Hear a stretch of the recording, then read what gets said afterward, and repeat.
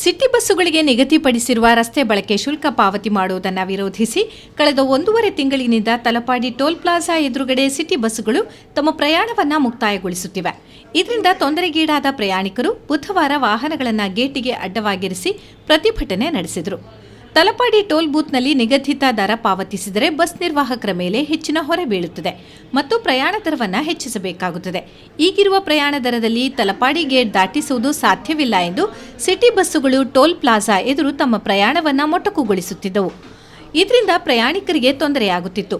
ಇದನ್ನು ಪ್ರಯಾಣಿಕರು ಮತ್ತು ನಾಗರಿಕರು ಪ್ರತಿಭಟಿಸಿರುವುದರಿಂದ ಕೆಲಕಾಲ ಅಲ್ಲಿ ಉದ್ರಿಕ್ತ ವಾತಾವರಣ ಉಂಟಾಗಿತ್ತು.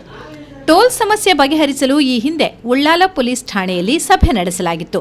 ಆದರೆ ಸಂಧಾನ ವಿಫಲವಾಗಿತ್ತು.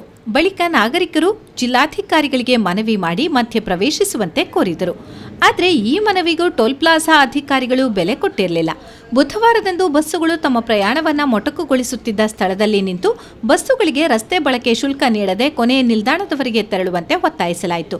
ಆದರೆ ಕೆಲ ಕಾಲ ಸುಮ್ಮನಿದ್ದ ಟೋಲ್ ಪ್ಲಾಜಾ ಸಿಬ್ಬಂದಿಗಳು ಶುಲ್ಕ ಪಾವತಿಸುವಂತೆ ಒತ್ತಾಯಿಸಿದ್ರಿಂದ ಬಸ್ಸುಗಳು ಪ್ರಯಾಣವನ್ನು ಮೊಟಕುಗೊಳಿಸಬೇಕಾಯಿತು. ಈ ಹಂತದಲ್ಲಿ ಉದ್ರಿಕ್ತ ಪರಿಸ್ಥಿತಿ ತಲೆದೋರಿ ಪೊಲೀಸರು ಮತ್ತು ನಾಗರಿಕರ ನಡುವೆ ಮಾತಿನ ಚಕಮಕಿ ನಡೆಯಿತು.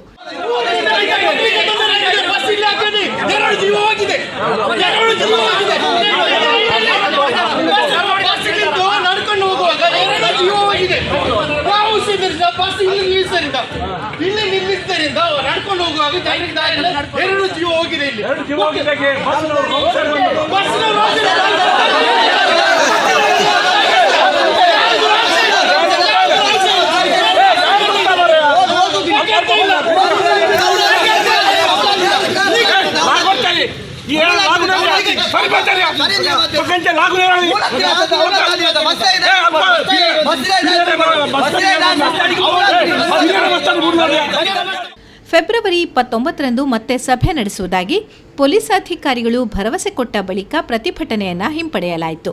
ಬಸ್ಸುಗಳು ಈಗಲೂ ತಮ್ಮ ಕೊನೆ ನಿಲ್ದಾಣವನ್ನು ಟೋಲ್ ಪ್ಲಾಜಾದೆದುರು ಮಾಡಿಕೊಂಡಿರುವುದರಿಂದ ಪ್ರಯಾಣಿಕರ ಬವಣೆಗೆ ಪರಿಹಾರ ದೊರೆತಿಲ್ಲ.